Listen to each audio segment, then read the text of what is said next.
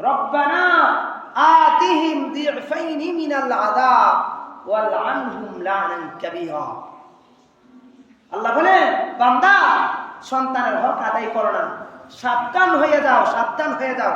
দুনিয়াতে যদি সাবধান না হও, হাসরের মাঠে এর মুখোমুখি তোমাকেও হতে হবে। যেই পিতামাতা সন্তানের হক আদায় করবে না, সেই পিতামাতাকে আল্লাহ তাআলার কাঠগড়ায় সন্তান যখন বিরুদ্ধে নালিশ করবে, সেদিন দাঁড়াইবে। এই অবস্থাটা আমার আপনারও হতে পারে। কি বলবে? বলবে রব্বানা আতিহিম দিফাইনি মিনাল আযাব। আল্লাহ, যেই পিতামাতার কারণে আজকে আমি জাহান্নামী হয়ে গেলাম, সেই পিতামাতাকে আজকে ডাবল শাস্তি দিই। যেই পিতামাতার কারণে আমি জাহান্নামী হইলাম, আল্লাহ সেই পিতামাতাকে কি করুন? ডাবল শাস্তি দেন, দ্বিগুণ শাস্তি দেন। ওয়াল আনহুম লানান কাবীরা। আল্লাহ চূড়ান্ত পর্যায়ে বেইজ্জত, অপমানিত আমার পিতামাতাকে করুন। কেমন হবে এই অবস্থা? এই সময় যখন আমার বিরুদ্ধে আমার সন্তান নালিশ করবে, তখন আমার কেমন লাগবে বলেন দেখি? এমনি তো আমি জাহান্নামে অপরাধী হয়ে গেলাম, আবার সন্তান আমার বিরুদ্ধে নালিশ করবে। এই অবস্থা থেকে উত্তরণের জন্য আল্লাহ তাআলা দুনিয়ার বুকে আগেই বলে দিয়েছেন, বান্দা যদি হক আদায় করো তো শুভ সংবাদ। কি শুভ সংবাদ তাও বলবো, যদি আদায় না করো তাহলে কিন্তু এই ভয়াবহ অবস্থা তোমার জন্য অপেক্ষা করবে। দোস্ত, আমি যদি আমার সন্তানের হক আদায় না করি, তাহলে আমি জুলুম করেছি। কে বলে জুলুম করি নাই? করেছি। যে সমাজে জুলুম চলবে, সেই সমাজে শান্তি তো আশা করা যায় না কোনোভাবে। কি বলে? শুধুই কি সন্তানের উপর আমি একজন পিতামাতা জুলুম করছি? না না, একজন সন্তানও পিতামাতার উপর জুলুম করে। বলছেন ওয়াকাযা রাব্বুক আল্লা তা'বুদু ইল্লা ইয়্যাহু ওয়া বিল ওয়ালিদাইনি ইহসানা। আল্লাহ বলে, আমি মালিক। মালিক হিসাবে আমার বিধান হলো আমি মালিকেরই একমাত্র ইবাদত করতে হবে, আর কার ইবাদত করা যাবে না। মালিক হিসাবে আমার বিধান কি? একমাত্র ইবাদত হবে কার? আল্লাহ। আল্লাহ বলেন, সাথে সাথেই বলেন ওয়া বিল ওয়ালিদাইনি ইহসানা।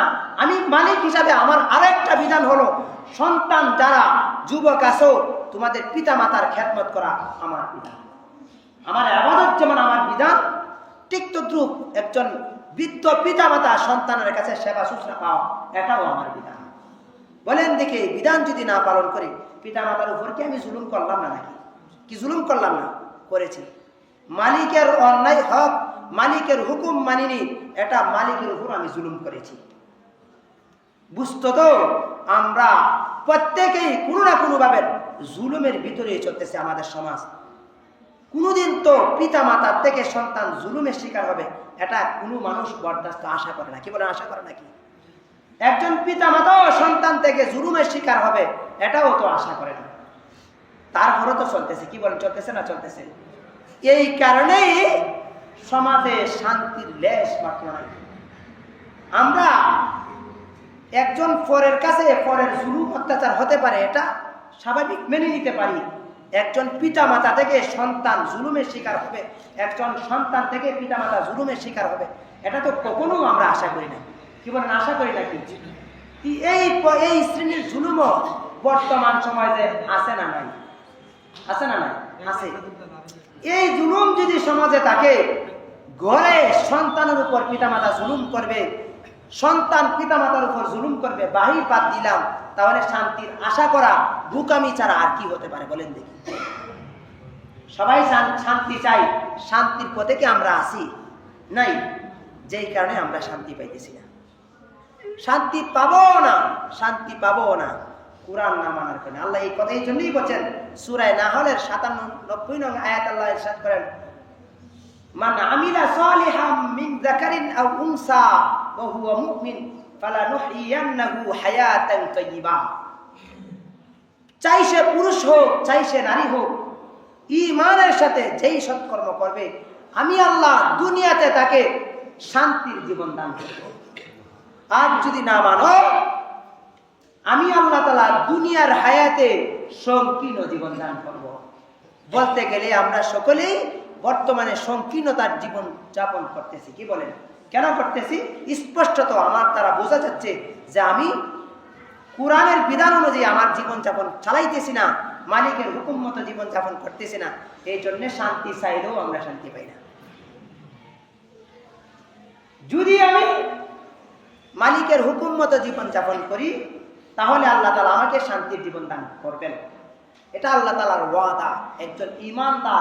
একজন ঈমানদারের সাথে আল্লাহ তাআলা ওয়াদা করেছেন, যারা ঈমানের সাথে পুরুষ হোক নারী হোক সৎকর্ম করবে, আমি তাদের সাথে ওয়াদা করেছি আমি দুনিয়ার হায়াতে তাদেরকে শান্তির জীবন দান করব।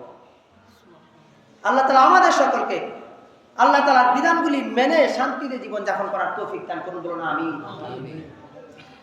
দোস্ত, যারা আমাদের সন্তানের সাথে উত্তম আচরণ করবে, তাদের হক যথাযথ আদায় করবে, কি লাভ? না করলে হাসরের মাঠে আল্লাহ তাআলা শাস্তি দেবেন, অপমানিত করবেন এবং দুনিয়াতে অশান্তির জীবন দান করবেন, সংকীর্ণতা জীবন দান করবেন। যদি পিতামাতা সন্তানের হক আদায় করে এবং সন্তান মাতা পিতার হক আদায় করে, কি লাভ হবে? আল্লাহ রাসূল সাল্লাল্লাহু আলাইহি ওয়াসাল্লাম ইরশাদ করেছেন, যদি কোনো পিতামাতা সন্তানের উত্তম নাম রাখে এবং যখন কথা বলার বয়স উপনীত হয় তাকে আল্লাহ শিক্ষা দেয় এবং সন্তান যখন মক্তবে যাওয়ার মাদ্রাসায় যাওয়ার বয়স হয়, তখন যদি কোনো পিতা মাতা তাকে মাদ্রাসায় পাঠায়, মক্তবে পাঠায়, মালিকের পরিচয় শিক্ষা দেয়, তাহলে কি লাভ হবে?